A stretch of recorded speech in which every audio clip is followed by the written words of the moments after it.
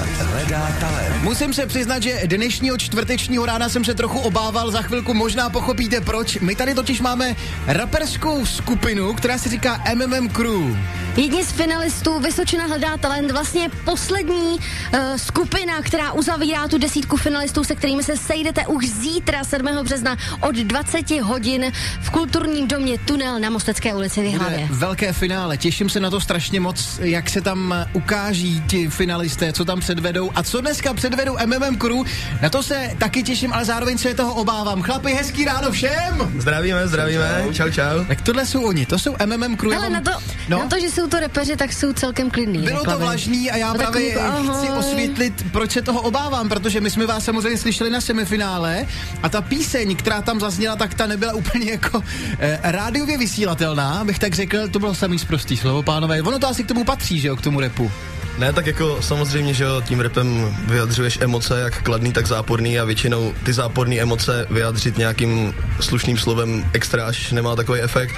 Každopádně na dnešek jsme si připravili pecku, který se nemusíte obávat, protože jsme se snažili vyvarovat jakýhokoliv z prostého slova. To snažení bylo úspěšný? Bylo to úspěšný. Dobře, tak my se na to těšíme v rámci toho třetího vstupu, který nás dneska čeká. Dneska je to hlavně o tom, abyste naše posluchače a vaše fanoušky přesvědčili, proč právě vám hlasovat a posílat ty hlasy. Přesně tak, jinak hlasovat můžete na stránkách vysočinahledátalent.cz, ale chlapi, proč jste se vůbec vy přihlásili do Vysočina hledá talent? No takhle, já jsem jako jednou jel v autě, slyšel jsem ten spot reklamní, ano. Tak si říkám, no, tak mohla být to být sranda, jako úplně to asi nějaké šance na výhru nemáme, ale tak dopadlo to tak, no do 40 jsme se dostali pak do toho finále, což jsem docela koukal na to s otevřenou pusou a teďka jsme v 10 a myslím si, že tu propagaci jsme nerozjeli úplně špatně. Pocit je dobrý, ne? Tak určitě. Já si myslím. Jsem zajedno se Štěpánem. Já si myslím, že určitě ano, jinak aby jsme vás představili kompletně, já jsem si to musel sepsat, protože vy vystupujete prakticky před takovýma, nebo pod takovýma uměleckýma jménama. Máme tu Shopyho, máme tu Somiho, Gemliho a ještě Šesty s váma maká. Řekl jsem to správně? Je to dobře? Tak. Že jo, je to dobře. Chlapi, podle čeho ty přezdívky? No tak některá má příběh, některá se tak odvodila z jména. Jo. Řekněte mi, my už jsme se o tom bavili na začátku, Heluš, třeba ty to víš, ale proč ženský vlastně tenhle ten styl hudby nedělají? Nebo nedělají v takovýmhle měřítku, jak to dělají pánové? Tak já si hlavně myslím, že jakoby obecně ženy jsou brány jakoby za takové něžnější bytosti a málo která dívka se do toho tak pustí. Já si myslím, že by pak všichni odsoudili, jako když by holka přišla a řekla, hele, to tady všechno a teď začala to prostě... Tak ne, tak o tomhle tom, jakoby, ty rapy nemáte jenom, že jo? Můžete no tak my moc neděláme, takže víš jak. My to moc nevíme. Pro nás je to absolutně... Pro nás je to úplně španělská vesnice. Jo, to je velký otazník pro nás. Pro MMM Crew premiéra, jasně rozumím. No, dá se říct, ale slyšeli jsme o vás hodně věcí. Chci se zeptat, potkáváte se taky s negativníma reakcemi fanoušků, protože co si budeme povídat, když se řekne, přijede raperská skupina, tak si všichni vybaví, že počára jízdí a takovýhle. Jo, že nemá to úplně, vy se stlemíte, chlapi, ale já to tak třeba jako vnímám, jo? Jak se s tím setkáváte? Tak jako já si myslím, že zatím to naše teritorium, ta fanouškovská základa není tak veliká, ale protože jsme se nedostali, moc jsme z malého města, takže ono se proráží fakt těžko. Počkej, jste hodní rapeři, nebo jste takový ty grázlové? Ne, já si myslím, že jsme taková ta zlatá střední cesta, takový. Něco mezi. Správní, jako rošťárny jsou, ale... Víš, rošťárny jsou. Že nějaká zeď už počáraná teda někde byla, nebo co? Mám to tomu tak rozumět? Jako upřímně byla, ale to už je trošku starší historie. Mládí už je pryč, rozumím. Mně se líbí, jak vždycky řeknou, to bylo v mládí. Můžeme to říct, ono jim kolem 19 let, takže abyste věděli, co je pro ně teda to mládí. Důchodci jsou to, co vám budeme povídat. Na Vysočině v ranní show se dneska obhajuje skupina MMM Crew. Za chvilku 10 všetečných otázek, budeme čekat taky zajímavé odpovědi. No a potom přijde, a furt mám na patře ten zpěv, jak se tomu říká, to není zpěv přece. To je rap. Že budeme rapovat na Vysočině už za chvíli. Na Vysočině Nelly Furdado a taky skladba Say It Right. V 8 hodin 16 minut příjemné čtvrteční ráno. MMM Crew, další finalisté soutěže Vysočina hledá talent. Dneska s námi ve studiu. Pánové, teďka jsme se zrovna bavili o tom, že ten váš hudební styl, ten rap, to je vlastně životní styl, to není jenom ta hudební branže, ale tím vlastně člověk musí žít, ať už v oblíkáním a vším, že jo?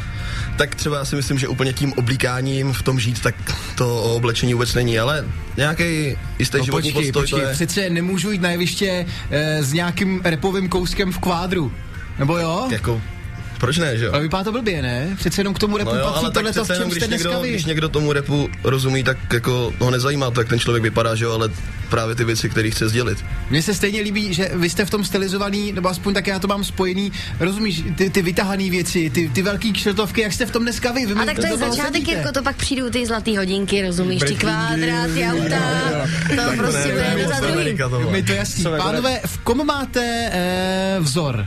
To mě zajímá. Tak já osobně jakože cením takhle jakože českou a slovenskou scénu rapovou.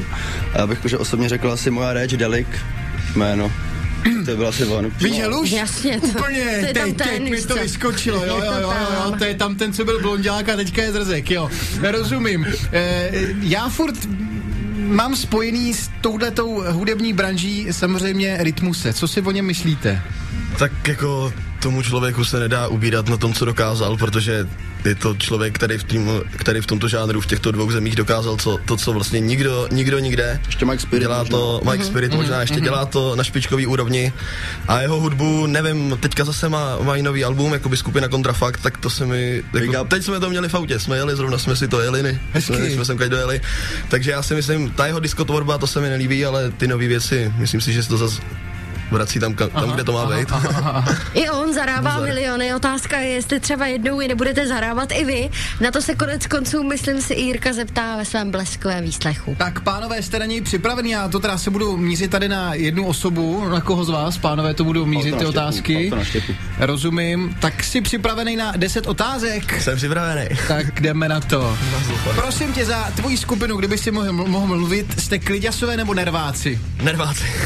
Fakt? Jako takový drsoni, jo? No ne, jako drsoni, ale nerváci, že často boucháme, no. Aha, no tak to možná ještě potom rozebrem, to mě zajímá. Kdybyste si mohli vybrat, já nevím, jestli to ve vašem oboru vůbec jde, zpěv nebo rap naživo, nebo na playback, jde vůbec na playback? No, tak to určitě ne, jedině naživo. Se blbě dělá asi na playback. Dobře, v publiku radši chlapi nebo ženský? No, tak jakoby asi půl na půl, protože když tam jsou sami ženský, tak je to špatný, tak ta hudba asi bude taková třeba, jak bych to řekl, trochu homosexuální, nebo, ale zase když tam jsou jenom chlapy, tak zase je to taky hodně smutný, že jo, takže půl na půl. Rozumím. Vystoupení pro 100 lidí, anebo 100 000 lidí, co je lepší podle vás? Co myslíte, hoši? No? Tak na sebe koukáte, tak něco už jste zažili, ne? Záleží podle mě na té atmosféře, jako. Je fakt, že i 100 lidí dokáže udělat atmosféru za 100 000 lidí. To je fakt. Je to klubu, že jo, nebo tak. Pánové, jste mladí, rodina nebo kariéra? Nějak to skloubit asi. Dobře, jste připravený, kdyby to všechno vyšlo, na ztrátu do jistý míry soukromí? No, určitě. To si myslím, že určitě. Kolik byste si vzali za vystoupení dneska, kdyby jsme vás odvezli někam rovnou na pódium? 20 milionů euro. Tak v tom případě jsem zvědavý na odpověď té další otázky. Kolik byste chtěli vydělávat? 100 000 euro. Ne, není to penězík, ne, jako, tak samozřejmě peníze jsou k tomu důležitý, ale zatím cesták plus nějaký věci, jako hráváme, no. Rozumím. Co jste ochotný pro úspěch obětovat? No, tak já nevím, no tak to soukromí, že jo, nějaký čas se tomu musí obětovat, respektive hodně času, když je skloubit to ze školou nebo s prací není úplně jako super. Máme, že já přijedu ze školy, kluci přijedou z práce a máme třeba o 8 večer zkoušku a jsme tam do 10:30, takže už teďka je to takový náročný, no. Rozumím. A teďka otázka taková globální, co se týče všech 10 finalistů, kdo podle vás tu soutěž vyhraje? No tak, chtěli bychom, aby jsme to vyhráli my, že jo? O tom žádná, ale kdyby náhodou. Jako komu bych to přál, nebo kdo si myslím, že to vyhraje? Kdo si myslí, že to vyhraje?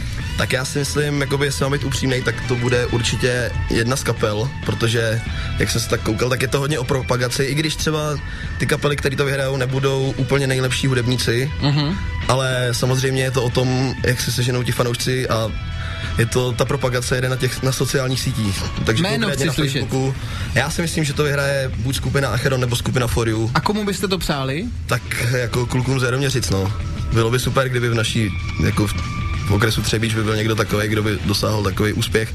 A víc s Domčou se znám dlouho, jako se zpěvákem. A taky bychom to přáli ještě, jak se jmenujou? My máme tak nějak napůl ještě kapela Václava Polenskýho, to se teda osobně mě, přesně tak. Dobře, pánové, díky moc, to říkali na Vysočině MMM Crew. A za chvíli budou na Vysočině MMM Crew taky naživo zpívat. Já už jsem se na to ptal, zpívat, repovat musíme říkat. Sorry, pozor, do toho nemůžeme repovat nějak výst, jo. Slušný to bude, to jsme říkali, fakt to bude slušný. 1,5 minuty za chvíli pro ně a proč pro ně hlasovat, taky se dozvíte za chvíli na Vysočině. Na Vysočině of Monsters and Men a jejich Little Talks 8 hodin 25 minut, hezké ráno. Pánové, hezky se s váma povídá MMM Crew na Vysočině, ale my už za chvilku vám dáme prostor 1,5 minuty, abyste samozřejmě přednesli to, co máte na srdci. Zeptám se, jak dlouho ta vaše tvorba trvá, než se to dá všechno, já nevím, na papír nebo do placu, prostě, jak to dlouho trvá, než se ten váš styl jak si zrodí? Jak to je? Tak to pojď. Ale tak je to tak, že prostě, že jo, dostaneme beat, takže to je prostě základ. Pojďme si říct, to je ten hudební podklad pro nás blbý, který neví, jo? Jasně, je to prostě podmaz té hudby, ale napíšeme to, já nevím, do nějakých 2 týdnů a potom to dáme ven, samozřejmě není to jenom o tom, jakože dát to hnedka ven, protože když jakože se chvátá třeba ta soutěž, tak se jako snažíš to nějak časově nahnat, ale prostě když máš jako nějaký chill a vydáváš třeba album, tak to třeba do měsíce, než to dáš ven, prostě než to jako spíšeš. Tak uvidíme, jestli to, co jste dali na dnešek dokupy, bude mít úspěch. Otázka ode mě poslední, pánové, proč naši posluchači mají hlasovat právě pro vás? No já nevím, protože jsme dobří kluci, ale trošku špatní, ale ne, jsme mladí, krásní, sympatičtí, doufáme. Trochu rebelové, ale to nevadí.